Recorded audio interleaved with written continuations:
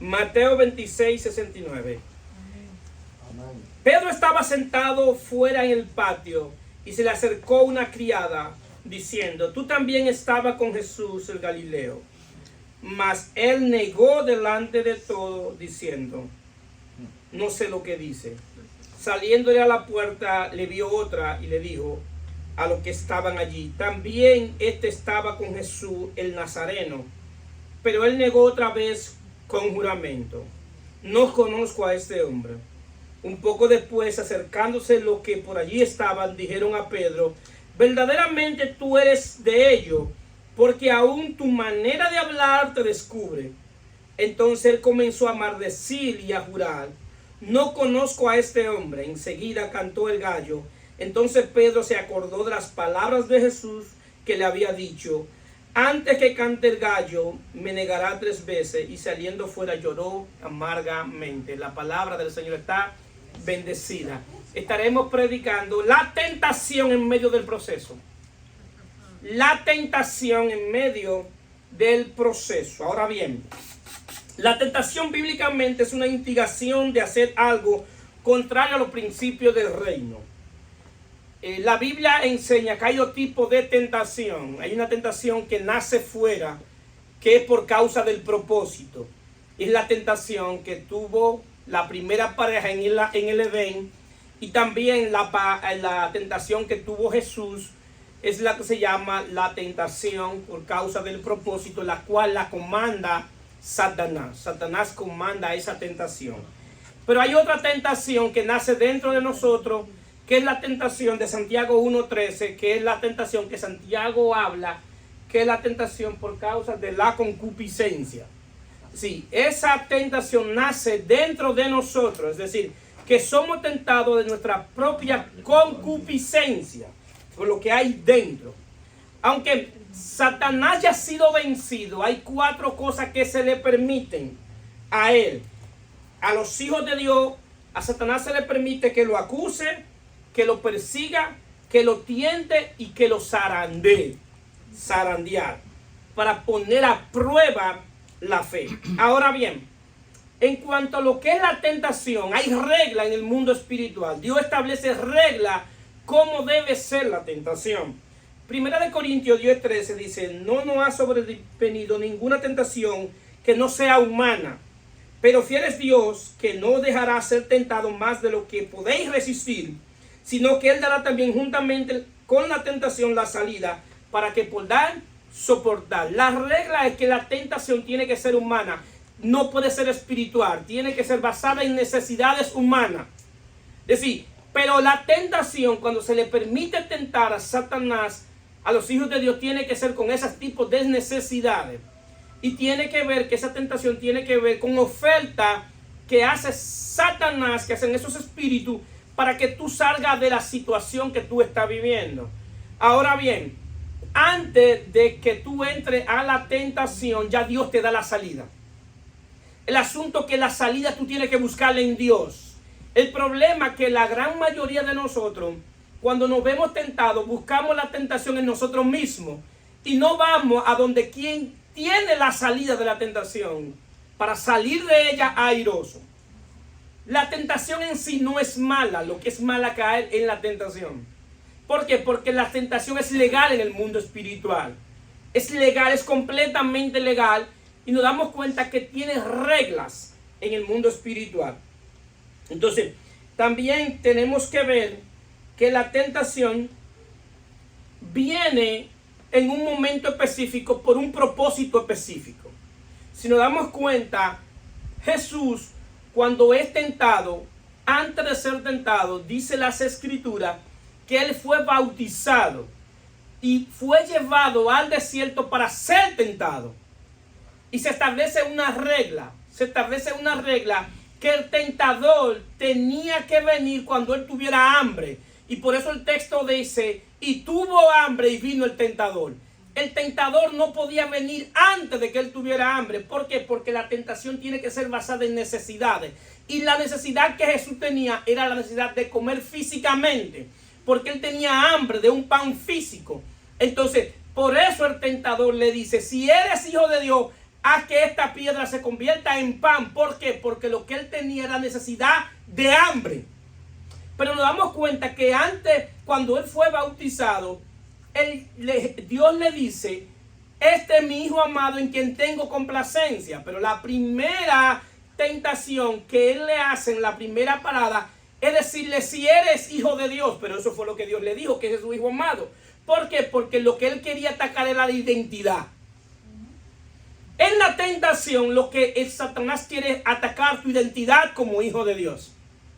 Y como hijo de Dios, entonces, te hace creer y te hace pensar que tú no puedes pasar por momentos difíciles. Te hace creer que tú no puedes pasar por momentos de dificultades. Pero el problema de esto, que eso no le enseña la Biblia. Porque Jesús dijo: esto decir para que en mí tengas paz. En el mundo tendrás aflicciones, pero confía porque yo he vencido al mundo. Amén. Es decir, que no nos vendió un evangelio de caramelo, nos vendió un evangelio que aún siendo hijo de Dios vamos a tener momentos difíciles, pero lo que nos aconseja la palabra es que confiemos en Él, porque ya Él venció. Amén. Él venció el sistema de este mundo. Entonces, ¿qué sucede? Nosotros estamos viendo aquí lo que sucedió con Pedro, que Pedro es llamado, está en un momento de un proceso. Y Jesús ya se lo había dicho en Lucas 22:31.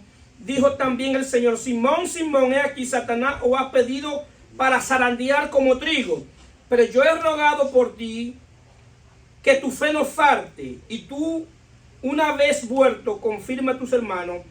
Y él le dijo: Señor, dispuesto estoy a ir contigo, no solo a la cárcel, sino también a la muerte. Y él le dijo: Pedro, te digo que el gallo no cantará hoy antes que tú me niegues 3 veces que no me conoces. Jesús estaba aquí, lo que se llama un riesgo controlado. Jesús sabía lo que iba a pasar con Pedro, y permitió y le dio permiso a Satanás para zarandearlo. Si se da cuenta, Satanás va y pide permiso a Jesús. ¿Por qué le pide permiso a Jesús? Porque Pedro estaba bajo la cobertura de Jesús. Amén, aleluya. Pedro estaba bajo la cobertura de Jesús. Y en el mundo espiritual hay reglas espirituales. La cobertura que Dios nos da, nadie nos la puede quitar. Nadie nos la puede quitar. Si se dan cuenta, en Job, Satanás no podía ver a Job porque estaba en una cobertura. Y para Satanás hacer lo que quiso hacer con Job, Dios tuvo que quitarle la cobertura. Nosotros, los que estamos en Cristo, dice las Escrituras que estamos escondidos en Dios, en Cristo. Es decir, que Él no nos puede ver. Para Él vernos, tiene primero que quitar a Cristo. Para Él poder hacer algo con los hijos de Dios, tiene que pedir permiso. Y el asunto es que el permiso que Él pide es un permiso que se le otorga al Satanás. ¿Para qué? Para zarandearlo. ¿Qué es una zaranda? Una zaranda es algo que donde se mete el trigo y se menea a velocidad. ¿Para qué? Para que salga la paja y se quede el trigo solo. Eso es lo que sucede, que Pedro tenía que ser zarandeado para que saliera la corrupción que había en el corazón de Pedro, para que fuera purificado. La razón que se le da permiso desde el cielo es para que haya una purificación del alma, porque Pedro tenía que ser purificado. Amén. Y se le da ese permiso en ese momento. Entonces, ¿qué sucede? Los procesos son permitidos en el mundo espiritual. También algunos que le llaman prueba. Mucha gente dice: estoy en una prueba. El asunto que los procesos y la prueba, y también se le llama en la Biblia el día malo. El día malo es una temporada que se le permite a Satanás zarandear a los hijos de Dios. El asunto es que no es bíblico que Satanás te esté zarandeando todo el tiempo. 24/7, 365 días. Dice la Biblia: someteos pues a Dios, resistid al diablo, él huirá Amén, de vosotros. Es decir, que es un tiempo, es una temporada. El asunto es que él huye no porque tú le resistes, él huye cuando tú te sometes a Dios. Amén. Porque el día que tú te sometes a Dios, él le quita todos los derechos legales que él tiene sobre ti. Amén. Sí es. Ese es el secreto. Y ese es el secreto.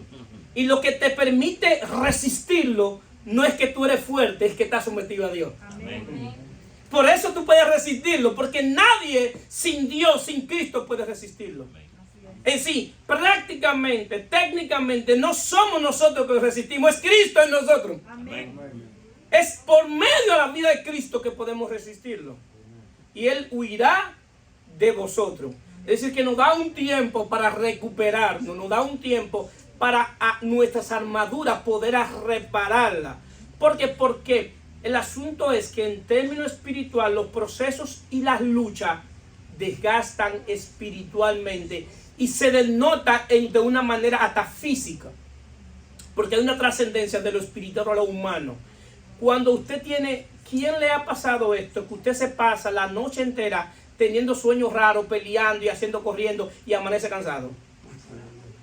¿Por qué? Porque lo que sucede en lo espiritual se manifiesta en lo físico.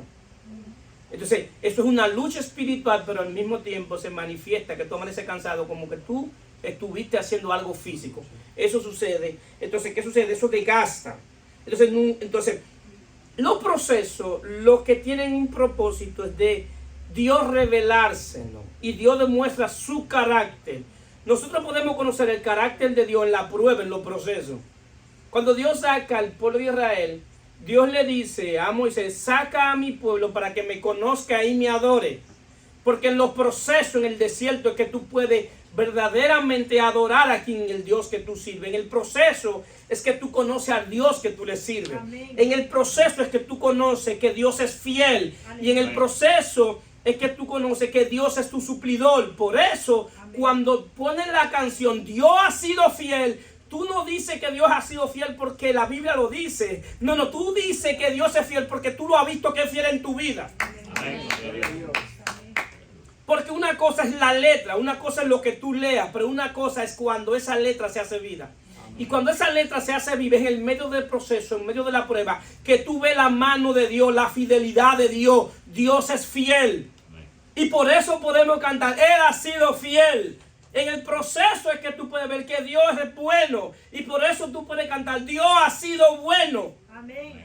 Aleluya. Nadie que haya pasado por proceso puede cantar de las virtudes y las maravillas de Dios. Solo aquel que ha estado en el horno de fuego, que ha estado en el momento más triste de su vida, es que puede decir, yo estuve ahí en la noche más oscura, pero yo vi una luz que me anunciaba que después que el día se hace más oscuro, hay un nuevo amanecer. Hay un nuevo amanecer para aquellos que han creído en Cristo Jesús. Antes de amanecer es que el cielo se pone más oscuro, anunciando un nuevo día. Amén. Entonces, ¿qué sucede? Nosotros hoy podemos ver y verdaderamente afianzarnos y tener esa experiencia personal con Dios, de ver la mano de Dios en medio del proceso, en medio de la prueba, en medio del día malo. Y todos nosotros, esos procesos nos llaman y nos hacen una invitación a nosotros apartar un lugar en nuestra casa que es llamado la zona del llanto, donde ahí tú te reúnes con Dios a contarle a Él, únicamente a Él, lo que tú estás viviendo.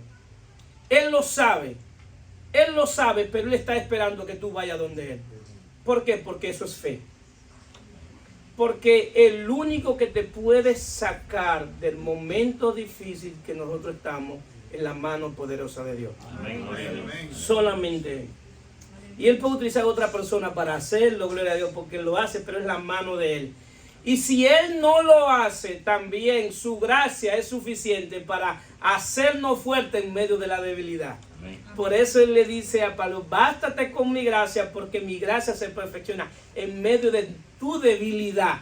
Porque la debilidad de Pablo era que Satanás lo abofeteaba. Y él le había pedido a Dios que le quitara ese aguijón.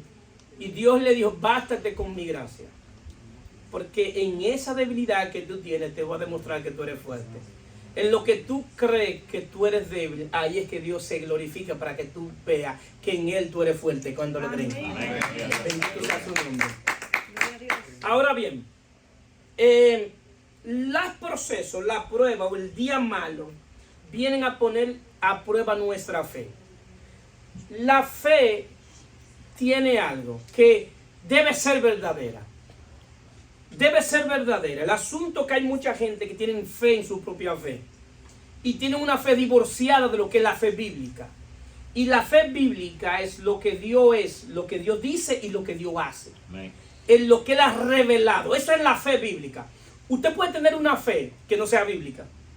Usted puede tener una fe que sea dogmática. El asunto es que esa fe no es confiable. ¿Por qué? Porque cuando esa fe se pone a prueba, esa fe bien se quema. Esa fe no te da sustento. ¿Por qué? Porque no está sustentada en la verdad. La fe debe estar sustentada en la verdad. Amén. Amén. Únicamente en la verdad. Por eso Pablo dice en Efesios capítulo 1, 13, 14, habiendo oído la palabra de verdad, el evangelio de vuestra salvación, y habiendo creído en él, fuiste sellado con el Espíritu Santo de la promesa, que es el arra de la herencia de la posesión adquirida. Es decir, que lo que te va a dar fortaleza es el sello del Espíritu cuando tú pongas la fe en la verdad. Y esa verdad es Cristo. Aleluya, gloria a Amén. Dios. Gloria a Dios. Esa verdad es Cristo. Entonces te da el Espíritu Santo esa fortaleza, ese poder. Porque es el Espíritu de Dios que te hace permanecer. Es el Espíritu de Dios que te fortalece. Amén. Porque de verdad, de manera emocional, los procesos hacen que emocionalmente estemos desgastados. Emocionalmente, cuando vienen esos procesos, nosotros perdemos la capacidad de hasta orar. Pero bendito sea Dios en Cristo que nos ha dejado el Espíritu, que nos dejó el Espíritu Santo como esa arra. ¿Por qué? Porque en esos momentos que no sabemos qué orar, el Espíritu Santo organiza nuestras oraciones y nos lleva a orar como conviene. Amén. El Espíritu Santo está ahí. Y nosotros estamos turbados que no podemos orar, que no sabemos qué decir, que no conectamos. Pero bendito sea Dios en Cristo que el Espíritu Santo es nuestro ayudador. Bien, ahora bien. Aleluya, gloria a Dios. Esta fe, los procesos ponen la fe en prueba. 1 Pedro 1.5 dice que son guardados por el poder de Dios mediante la fe para alcanzar la salvación que está preparada para ser manifestada en los tiempos postreros, en lo cual vosotros os alegráis, aunque ahora por un poco de tiempo, si es necesario, tengáis que ser afligidos en diversas pruebas, para que sometida a prueba vuestra fe, mucho más preciosa que el oro, el cual aunque perecedero se prueba con fuego, sea hallado en alabanza, gloria, honra, cuando sea manifestado Jesucristo. Pedro está hablando de la salvación de una manera futura. Porque él dice, y lo expresa aquí como que tú vas a ser salvo de una manera futura. No. Lo que pasa es que la salvación tiene tres estados. Tiene el estado pasado de la salvación, que es el estado donde Dios perdonó todos mis pecados por lo que hizo en la cruz. Eso es el estado pasado. Está el estado futuro. En el estado futuro es que Dios me preserva, me guarda para glorificar mi cuerpo de manera física cuando Jesús venga, cuando partamos de este mundo, cuando somos arrebatados. Y esa es la manifestación de la salvación futura. Ahora bien, hay una salvación que es la salvación de aquí y ahora, que es la que está en el medio de lo que pasó y de lo futuro, que es lo que estamos viviendo. Ahora Dios tiene que salvar mi alma, porque ya mi espíritu está salvo por la presencia de Dios. Ahora Dios tiene que salvar mi alma. Ahora mi alma debe ser probada, su fe, con fuego. Amén. Porque la fe que tiene es más preciosa que el oro. Y el oro, ¿cómo se prueba? Con fuego. Amén. Nadie puede, cuando vea un lingote de oro en la condición que está, a cualquiera que le den un lingote de oro en la condición que sale de la mina, nadie lo coge. A menos que tú sepas que sea oro. Nadie lo coge. Dice, y ese tejón de tierra que tú me estás dando. No. Mételo al fuego. Mételo al fuego para que tú veas cómo comienza a brillar. Entonces Pedro compara nuestra fe como el oro, que es precioso, que es valioso. La característica del oro es que no pierde su valor. Pedro está diciendo que la fe nuestra en Cristo Jesús no pierde su valor. Es una fe que el mismo valor que tiene hoy es lo que va a tener por la eternidad. Bendito sea su nombre. Y esa fe debe ser probada, debe ser sometida a prueba, vuestra fe. Porque la fe no probada no es una fe que merece confianza. La fe que se prueba es la que Dios puede confiar. Lo bueno de esto no es tanto en que tú confíes en Dios, es que Dios sea capaz de confiar en ti. Dios fue capaz de confiar en Job. Sí, lo maravilloso de esto no es creer en Dios, es que Dios cree en ti. Aleluya. Amén, gloria a Dios. Que Él pueda decirle, te lo voy a entregar porque yo sé que Él no me va a negar. Amén. Y le entregó a Job en la mano de Satanás. Pero ya Dios había dado una palabra que era un hombre íntegro, que era justo. Aleluya. Porque Dios confiaba en él. Gloria a Y Dios. lo maravilloso de nuestra fe es que Dios sea capaz de confiar en nosotros. Amén. De decir, yo te lo voy a entregar. Y te voy a demostrar la actitud de Él en medio de la prueba. Gloria a Dios. Porque la actitud de Él en medio de la prueba es levantar las manos al cielo y decir, yo sé que mi socorro viene de Jehová. Amén. Lo que hizo Job. Yo sé que mi esperanza está en Dios. Amén. Aunque yo no entiendo el proceso, aunque yo no entiendo la prueba, yo sé que mi Redentor vive. Amén, gloria a Dios. Aleluya. Entonces, ese es el asunto.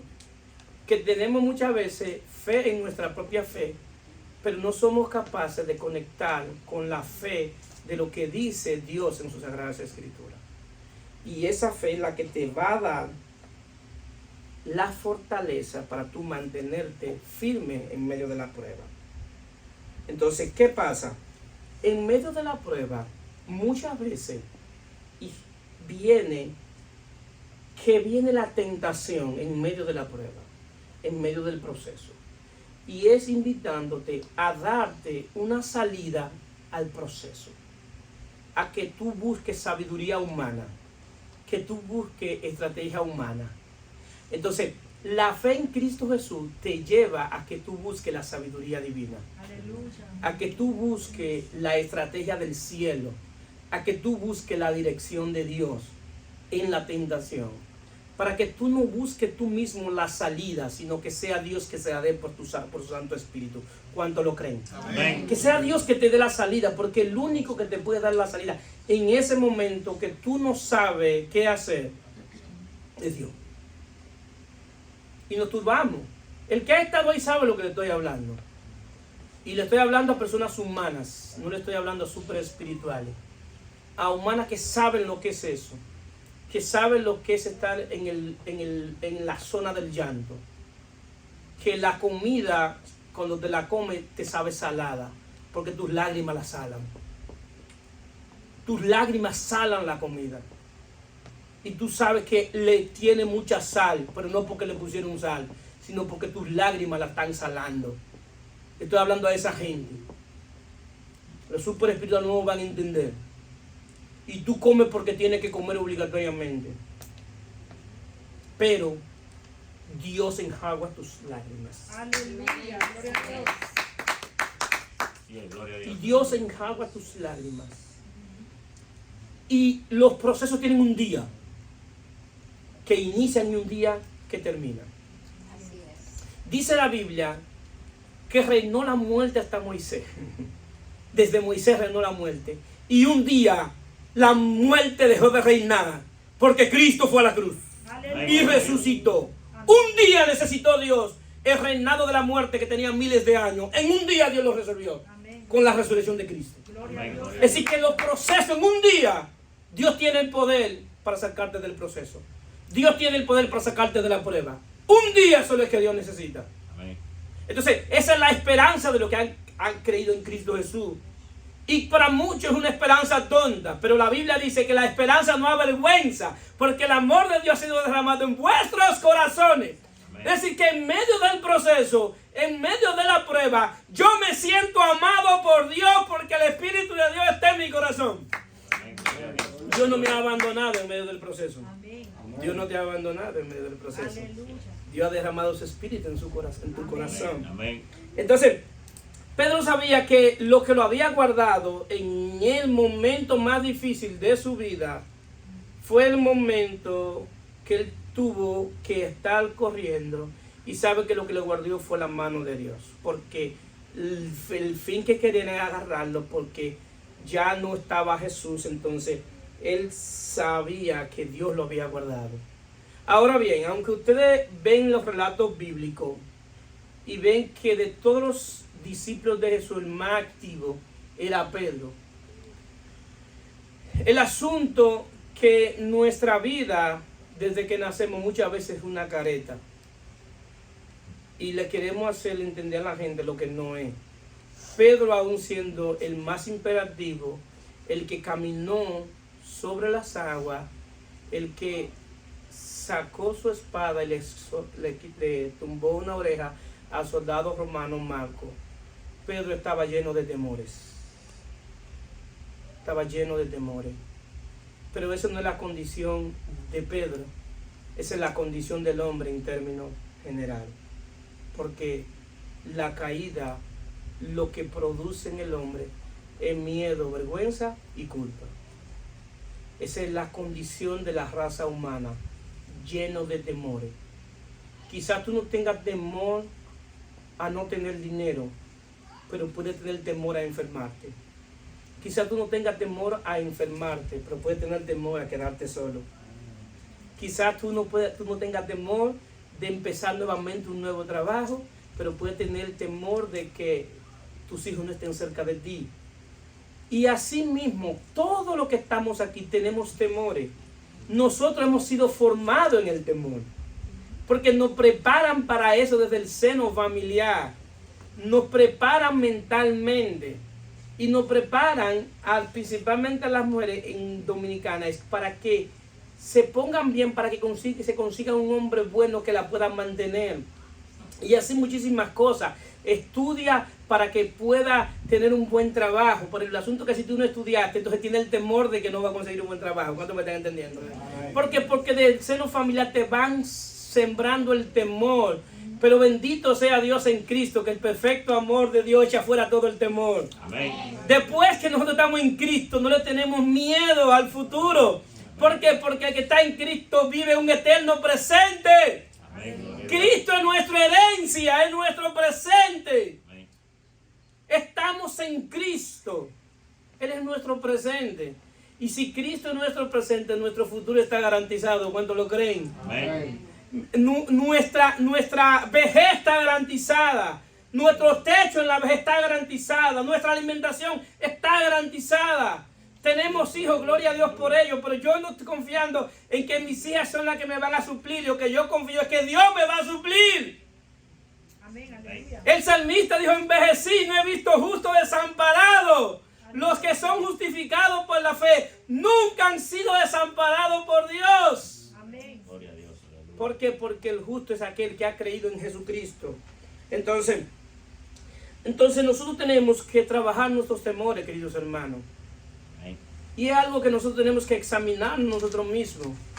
Tenemos que examinar nuestros temores.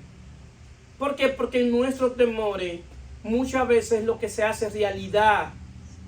Lo que tú más temes muchas veces es lo que tú ves la realidad. Job dijo que le sobrevino lo que siempre temió. El temor de Job era vivir lo que vivió y le sobrevino lo que él temía. Me sobrevino lo que siempre temí, dice Job. Entonces, Dios quiere sacar todo el temor de nosotros, que estemos confiados en Él. Que estemos confiados, que estamos en la mano poderosa de Dios.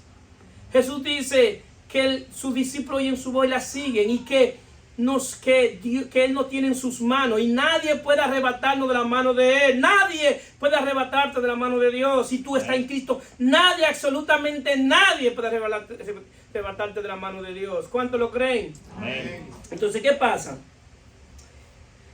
La tentación más, nosotros creemos que la tentación solamente es en el ámbito sexual o en el ámbito del dinero o de la fama. La tentación más grande en medio del proceso es dejar a Dios. Esa es la tentación más grande. Cuando viene el proceso, muchos creen que la solución es dejar a Dios. ¿Por qué? Porque ellos creen que Dios no le ha dado respuesta a su situación. Déjame decirte algo. En medio del proceso, aunque tú no veas a Dios, Dios está obrando. En medio del proceso, Dios no te abandona. Dios está contigo como poderoso gigante. Amén. En medio del proceso. En medio del proceso es que tú puedes ver la fidelidad de Dios. Es tan tal que antes del proceso, Dios tiene la provisión para un medio del proceso. Ese es el momento que tú puedes conocer a Dios. Yo conocí a Dios en medio de un proceso donde yo no tenía empleo y tenía alrededor de 15 días sin empleo. Y me llamaron a trabajar. Pero yo estaba en una condición tan difícil, que ni siquiera yo tenía con qué llevar comida el otro día. Y yo me puse a orar en la noche y dije, tú eres que sabes, yo sé que tú no me vas a dejar pasar en vergüenza, tú eres mi Dios y yo confío en ti. Y me fui a dormir. Al otro día la persona que me iba a dar el RAE me llevó un lonche de comida. Gloria a Dios. Aleluya. Cuando esa persona me pasó el lonche de comida, yo escuché una voz en el espíritu que me dijo, yo soy tu suplidor. Yo soy que te suple. Si tú me tienes a mí, lo tienes todo. Amén. Y ahí yo entendí que Dios era mi suplidor. Que yo lo que tenía era que confiar en Él. Amén. ¿Por qué? Porque ese proceso, esa prueba, me hizo mostrar que yo dependía de Dios. Desde ese día yo nunca más en la vida he estado preocupado por comida. Gloria a Dios. Nunca he estado preocupado qué voy a comer hoy y voy a comer mañana. Porque yo sé que Dios es mi suplidor. Amén. Aleluya. Porque Él es capaz de suplirse a sí mismo. Él se suplió a sí mismo. Por eso es el Dios que provee, porque se proveyó a sí mismo. Se proveyó en una cruz para el perdón de nuestros pecados. Amén. Gloria a Dios. ¿Acaso no te va a suplir tus necesidades? Amén. ¿Por qué estar afanado? ¿Por qué estar afanado? Es el texto de hoy que yo me dio a leer esta mañana. ¿Por qué era afanado? Dios tiene cuidado de nosotros, pero el proceso es que te va a demostrar al Dios que tú le sirves. Amén. Ahora bien, en el proceso la fe se debilita. ¿Por qué? Porque la fe se debilita, porque en el proceso es que Satanás aprovecha para sembrar una semilla, y es la semilla de la duda. Y por eso el salmista dice que la gente le preguntaba, ¿dónde está tu Dios en medio del proceso? Y así mismo viene la duda. ¿Y dónde está mi Dios que no me escucha?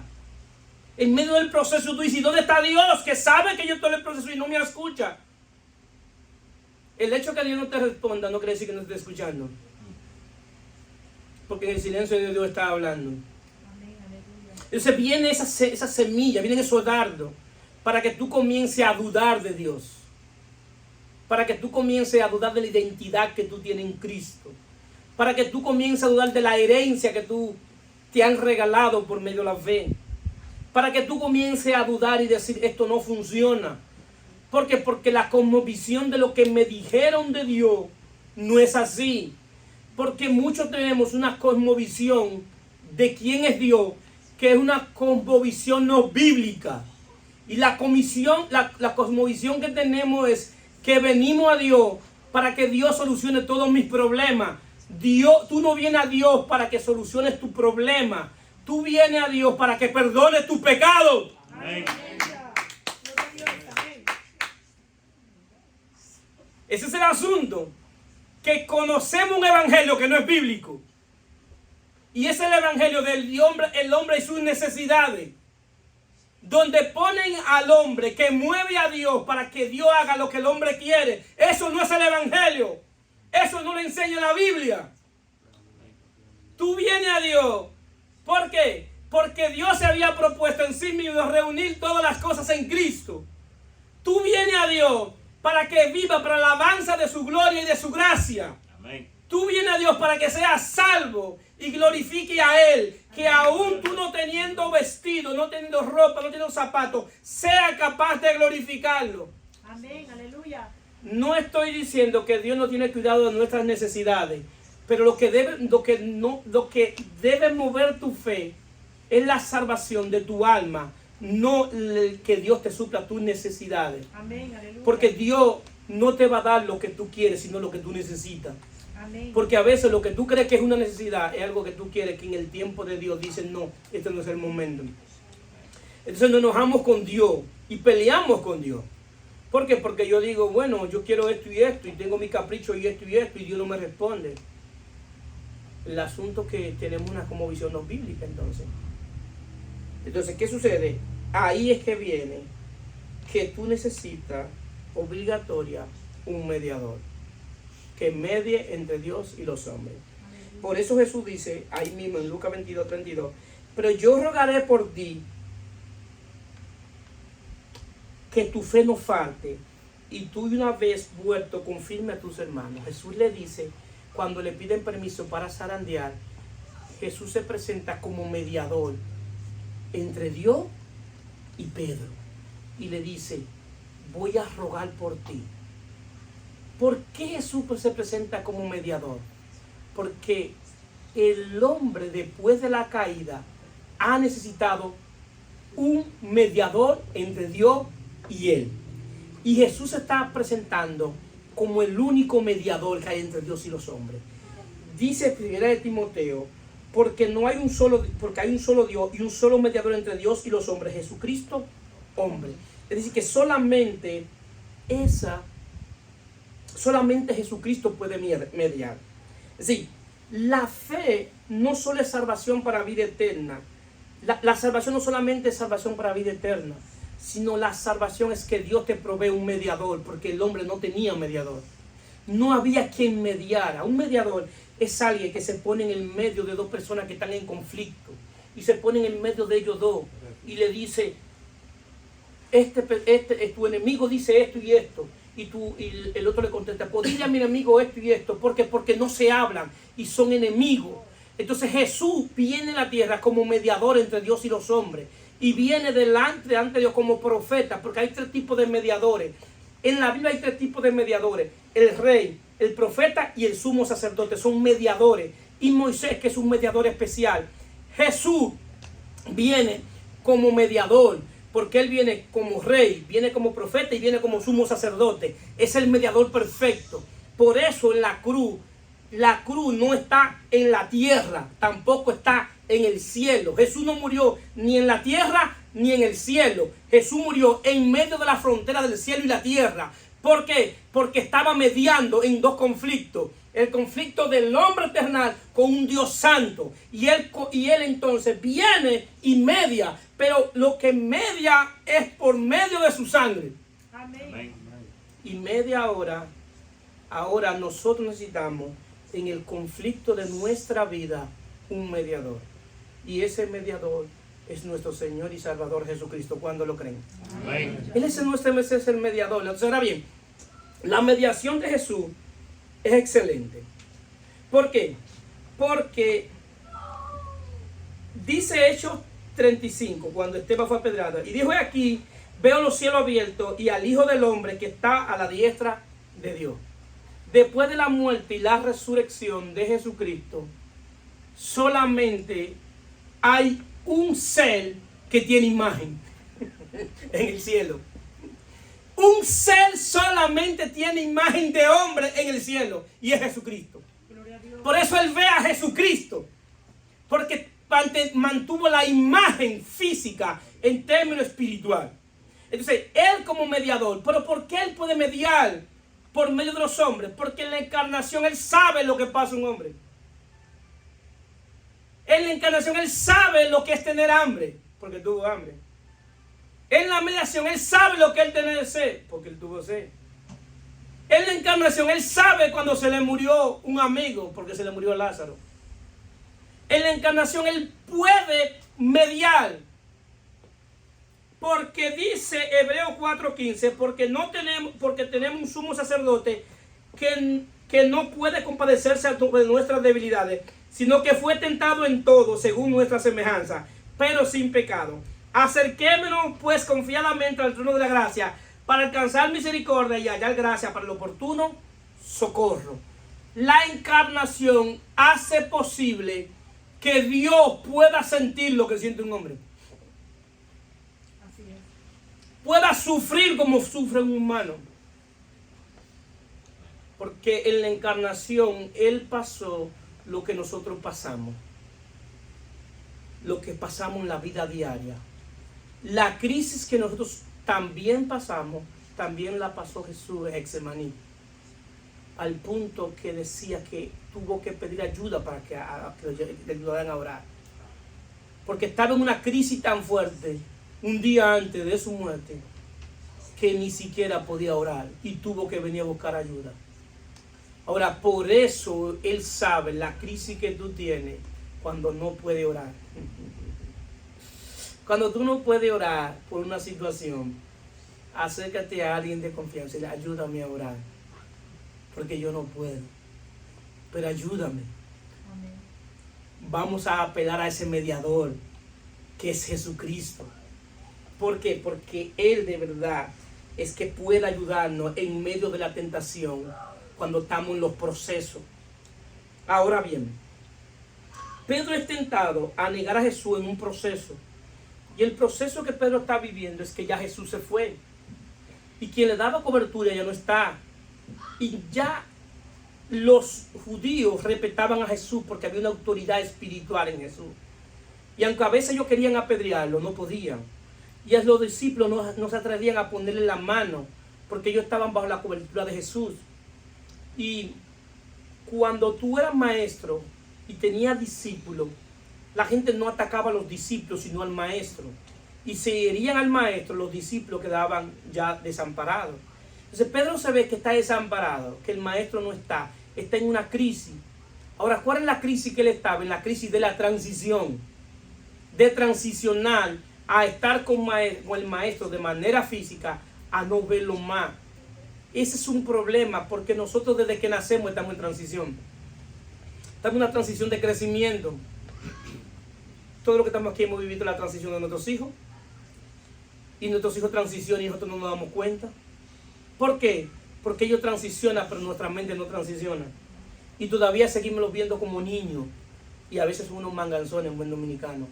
Y le decimos, mi niña y mi niño, a dos manganzones. Que uno le dice, que mi niña viene ahora. Y cuando tú vienes a ver, ya viene la niña hasta con hijo. Y es la niña. ¿Por qué? Porque lo vemos, porque nosotros no transicionamos. Y el asunto es que nosotros debemos transicionar. Y desde el día que nosotros nacimos de nuevo, estamos en transición. Desde el primer día que nacimos de nuevo, estamos en transición. Y hay errores que cuando yo nací de nuevo, cuando yo era un niño, hay errores que yo cometí que Dios me lo permitía porque era un niño. Pero que si ahora lo cometo, me meto en graves problemas con Dios. ¿Por qué? Porque ya para Dios yo debía haber transicionado a que manifestar la edad que tengo en términos espiritual.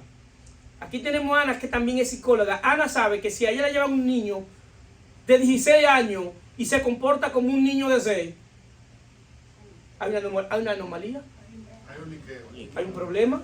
¿Y cómo tiene 16 años en edad física y en edad mental tiene 6? ¿Por qué? Porque su mente no ha transicionado al nivel de su cuerpo físico. Bueno, eso también pasa en lo mismo en el cuerpo espiritual. Que nosotros a veces nosotros hemos nacido de nuevo, pero no hemos transicionado en términos espirituales. No hemos dejado de ser niños. Ahora, ¿por qué no hemos dejado de ser niños? Porque nuestra mente no ha sido renovada.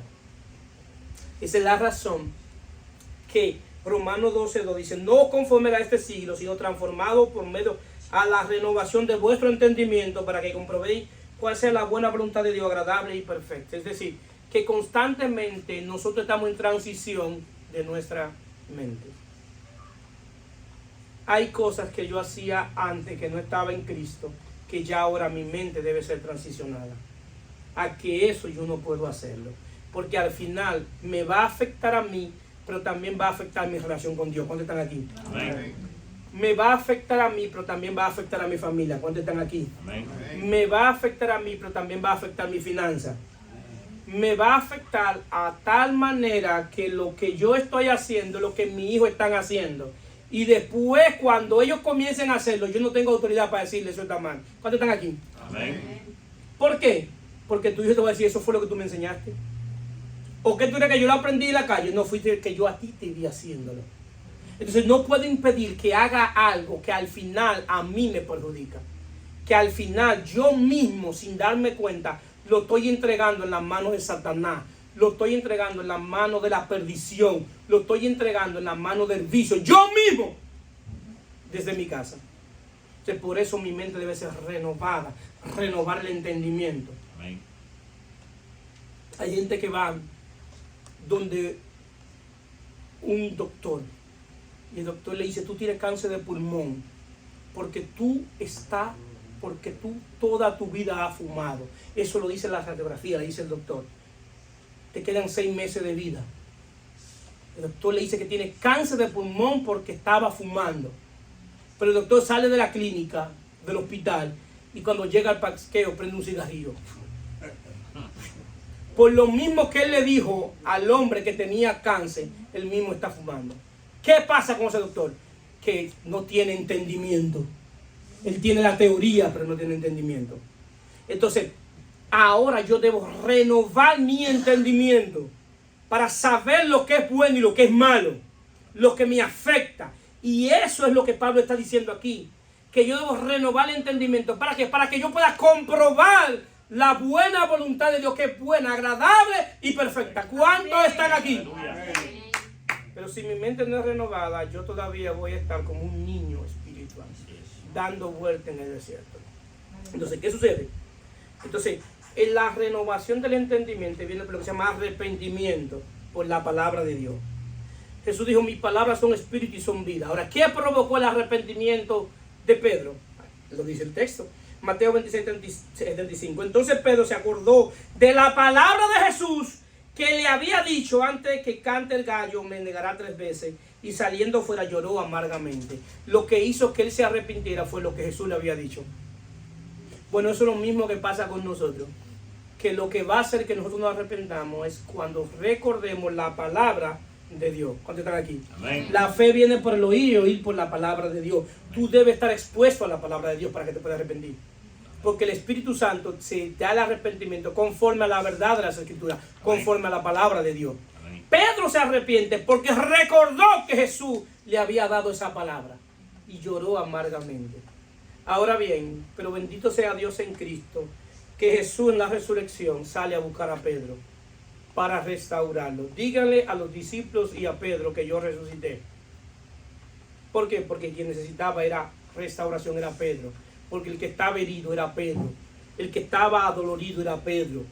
Y eso es lo que Dios hace con nosotros después que nos arrepentimos. Que estamos adoloridos, que estamos heridos, que estamos amargados, que estamos destrozados. Pero bendito sea Dios en Cristo, que nos ha dado su Espíritu para sanarnos. Aleluya. Dios ha dado su Espíritu para sanarnos. Y la manera que Cristo Jesús que sanó a Pedro fue por medio de la confrontación. Pedro me ama, Señor, tú lo sabes. Pedro me ama, Señor, tú lo sabes. Pedro me ama, Señor, tú lo sabes todo. Le recordó 3 veces que lo había negado. 3 veces se lo recordó, pero no era para ofenderlo, era para confrontarlo, para poder sanarlo. Porque si Dios no te confronta con tu pecado, nunca te va a poder sanar. Y Dios tenía que confrontarlo para decirle, eso está mal. Tú me negaste, pero yo te perdono. Yo te perdono. Pero tenía que decirte por qué, te tenía que sanar. Y Dios muchas veces tiene que confrontarnos. ¿Para qué? Para poder sanarnos. Entonces, para finalizar, en medio del proceso y la tentación, Efesios 6:13, por tanto, tomad toda la armadura de Dios.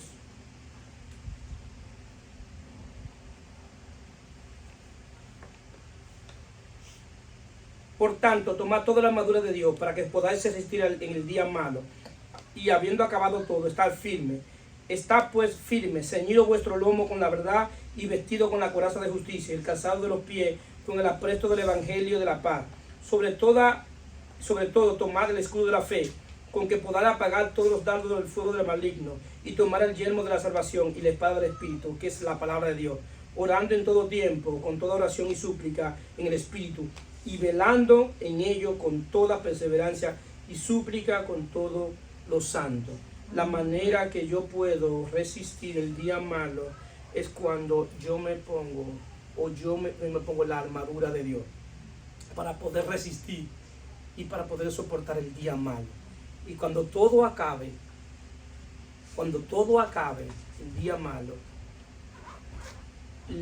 el mensaje no es que te vayas a ir a celebrar una fiesta. El mensaje es que comience a arreglarte la armadura, a ceñirte la armadura. Aleluya. Porque la batalla muchas veces te daña la armadura. Te dan por aquí y está rota. Y lo que va aquí se le va algo. Y el yelmo de la salvación comienza que ya no te, a que no te cabe bien. La idea no es que te vayas a celebrar, la idea no es esa. La idea, el primer paso es ceñirte la armadura. ¿Por qué ceñirte la armadura? Porque en cualquier momento nuevamente vuelvan a pedir permiso por ti. Y cuando vuelvan a pedir permiso por ti, tu armadura debe estar firme. Amén. Para que puedas resistir el día malo. Amén. Para que puedas soportar. Porque esto es hasta que Cristo venga. Pero la ventaja es que no han dado la palabra para seguir el lineamiento de lo que dice Dios a sus hijos. Pueden ponerse de pie. Gloria a Dios, gloria a Dios. Aleluya. Santo tú eres.